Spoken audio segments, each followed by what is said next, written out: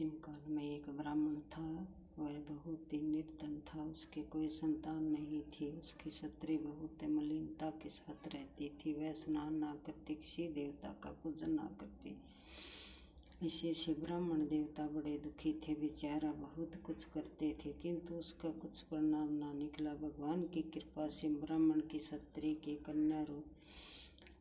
कन्या रूपी रतन है पैदा हुई। कन्या बड़ी होने पर प्रातःकाल स्नान करके विष्णु भगवान का जाप किया करती थी। विस्पतवार का व्रत करने लगी। अपने पूजन पाठ के समाप्त करके स्कूल जाती तो अपनी मुट्ठी में जौ भर के ले जाती और पाठशाला मार्ग में डालती जाती।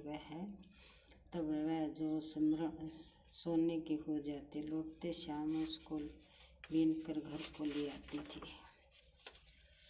एक दिन वह बालिका सूप में उसे सोने के जौ फटक कर साफ कर रही थी। उसके पिता ने देख लिया और कहा, हे बेटी, सोने के जौ के लिए सोने का सूप होना चाहिए। दूसरे दिन उस विस्पतवार था।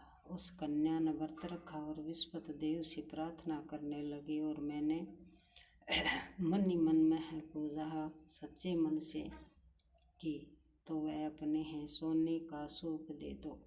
विस्पत देव ने उसकी प्रार्थना स्वीकार ली। रोजाने की तरह कन्या जो फैलाती हुई जाने लगी। जब अपने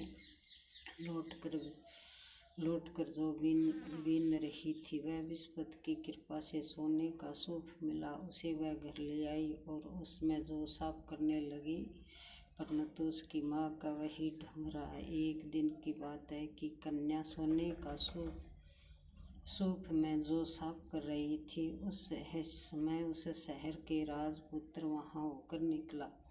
इस कन्या के रूप और कार्य को देखकर मोहित हो गया तथा उसके आपके घर जाकर भोजन तथा जल त्याग कर है उसे उदास होकर लेट गया। राजा को जब इसकी बात का पता लगा तो अपने प्रधानमंत्री के साथ उसके पास गए। बोला, बेटा, तुम्हें किस बात का कष्ट है? किसी ने अपमान किया है अथवा और कारण हो सो कहो, मैं वही कार्य करूँगा जिसे से तुम्हारी प्रसन्नता हो। अपने पिता की राजकुमार बात सुनी तो वह बोला, मुझे आपकी कृपा से है, किसी का दुख नहीं है, किसी ने मेरा अपमान नहीं किया है, परंतु मैं इसी लड़की से ब्याह करना चाहता हूँ जो सोने के सूप में जो साफ कर रही थी।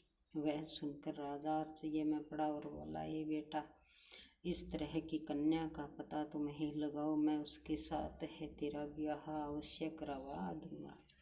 राजकुमार और उसके लड़की के घर का पता बतलवाया। तब मंत्री उस लड़के के घर गए और ब्राह्मण देवता सभी हाल बतलाए। ब्राह्मण देवता राजकुमार के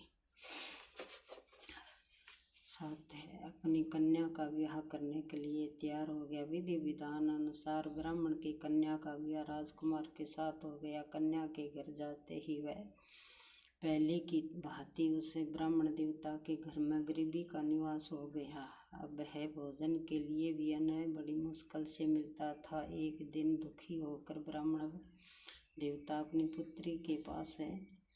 बेटी ने पिता की दुखी अवस्था को देखा और अपनी माँ का हाल पूछा। तब ब्राह्मण ने सभी हाल कहा। कन्या ने बहुत सा धन देकर अपने पिता को विदा कर दिया। इस तरह ही ब्राह्मण देवता कुछ सुखपूर्वक व्यतीत हुआ। कुछ दिन बाद फिर वही हाल हो गया। ब्राह्मण फिर भी अपनी कन्या के वहाँ गए और सारा हाल कहा तो लड़की बोली, हे पिताजी, आप माताजी को यहाँ लिया, उसे विधि बता दूंगी, उसे से गरीबी दूर हो जाएगी।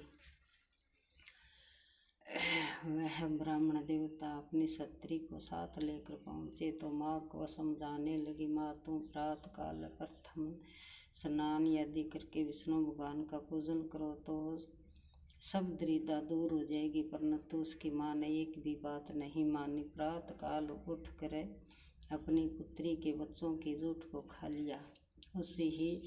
उसके पुत्र ही उसको बहुत गुस्सा आया और रात को कोठरी से सभी सामान निकाल दिया और अपनी माँ को उसमें बंद कर दिया। प्रातःकाल उसे निकाल तथा स्नान आदि करवाया तो उसकी माँ की बुद्धि ठीक हो गई।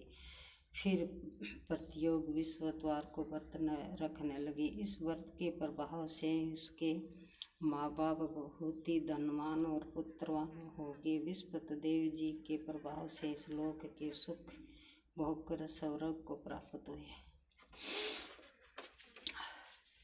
जय विश्व देवता, जय विश्व देवता। छिन छिन भोग लगाऊं फल मेवा, तुम पूर्ण परमात्मा, तुम अंतर्यामी, जगत पिता जगदीश्वर, सबके स्वामी। चरण इमृत निर्मल, सब पातक हरता, कमल मनोरथ दया कर कृपा करो भरता। तन मन धन अर्पण, जो को शरण पड़े प्रभु प्रगट होकर तब है, होकर है द्वार पड़े खड़े। दीन दयाल दीन बंधु, भगतन हितकारी, पाप दोष सब हरते, भवन बंधन हारे। संकल्प मनोरथ दया कर, सब संशय त्यारो, विषय विकार मिटाओ। संतन सुखकारी, जो कोई आरती प्रेम सहित गावे, सठ मनंद सो सो निश्चय पावे। सब बोलो विष्णु भगवान के जय, बोलो विश्वत देव भगवान की जय हो। भगवान जय विश्व देवता, जय विश्व देवता, जय विश्व देवता, जय हो। भगवान विश्व देवता, मनोहर लगे सुख शांति, अन्न धन लक्ष्मी, जो कोई सब कुछ